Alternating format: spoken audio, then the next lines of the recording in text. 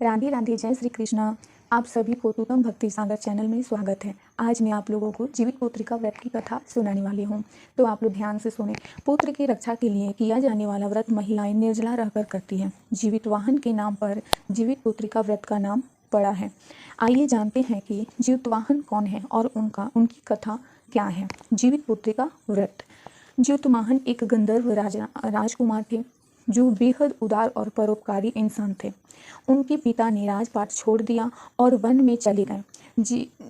जिसके जीवितवाहन को राजा बना दिया गया। वे राजकाज ठीक से चला रहे थे, लेकिन उसका मन उसमें नहीं लगता था।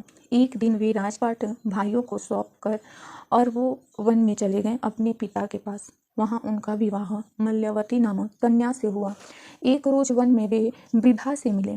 उसका संबंध नागवंश से था। वह काफ़ी डरी और सहमी थी। वह रो रही थी। जीवितवाहन की नज़र उस पर पड़ी तो वह उनसे रहा नहीं गया और उससे रोने का कारण पूछा। उसने बताया कि परिराज गरुड़ को नाग ने वचन दिया है कि हर रोज एक नाग उनके पास आहार स्वरूप जाएगा। उससे वे अपनी भूख शांत कर लिया करेंगे। उस वृद्ध ने कहा कि आज उसके बेटे की बारी है। उसका नाम शंखचूड़ है। वह आज पक्षीराज गरुड़ का निवाला बन जाएगा। यह कहकर वृद्धा रोने लगी। इस पर दयावान जीवितवाहन ने कहा कि आपके बेटे को कुछ नहीं होगा। वह आज पक्षीराज गरुड़ के पास नहीं जाएगा। उसके बदले में वे जाएंगे, मतलब कि जो जीवितवाहन थे वो जाएंगे। ऐसा कहकर जीवितवाहन तय समय पर स्वयं गरुड़ देव के पास पहुंच गए। जीवितवाहन लाल कपड़ा में लिपटे थे। गरुड़ देव ने उनको पंजे में दबोच लिया और उड़ गया।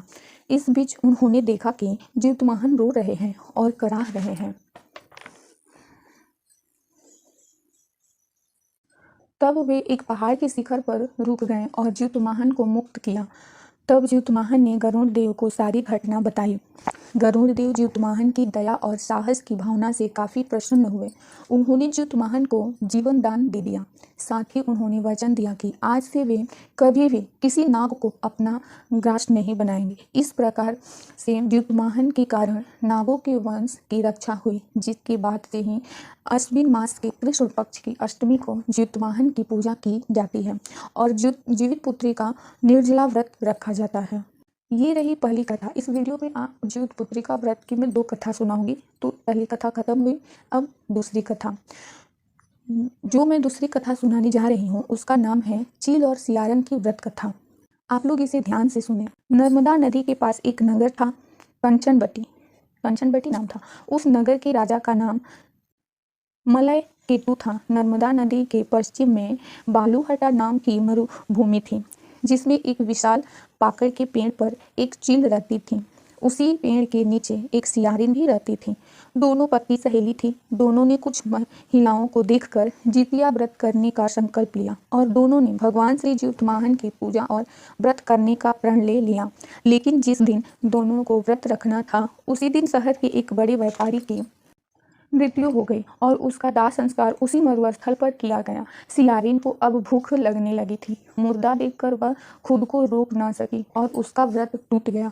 पर चील ने संयम रखा और नियम और श्रद्धा से अगले व्रत का पालन किया। फिर अगले जन्म में दोनों सहेलियों ने ब्राह्मण परिवार में पुत्री के रूप में जन्म लिया। उसके पिता का नाम भास्कर था। चील बड़ी बहन बनी और उसका नाम सिलवती रखा गया। सिलवती की शादी बुद्धिसेन के साथ हुई। सियारिन छोटी बहन के रूप में जन्मी और उसका नाम कपूरावती रखा गया। उसकी शादी उस नगर के राजा मलाय केतु से हुई। अब कपूरावती कंचनबटी नगर की रानी बन गई। भगवान जीवितवाहन के आशीर्वाद से सिलवती के 7 बेटे हुए, पर कपूरावती के सभी बच्चे जन्म लेते ही मर जाते थे।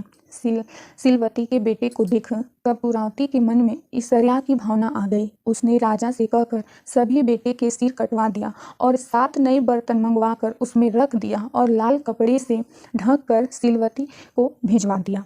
यह देख भगवान जीवितवाहन ने मिट्टी से 7 भाइयों के सिर बनाए और सभी के सिर को उसके धड़ से जोड़कर उन पर अमृत छिड़क दिया।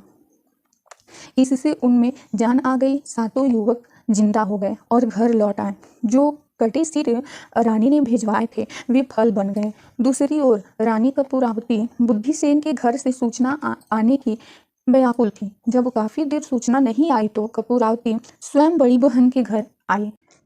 वहां सबको जिंदा देखकर वह सन्न रह गई। जब उसे होश आया तो बहन को उसने सारी बात बताई। अब उसे अपनी गलती पर पछतावा हो रहा था। भगवान जितवाहन की कृपा से सिलवती को पूर्व जन्म की बातें याद आ गई।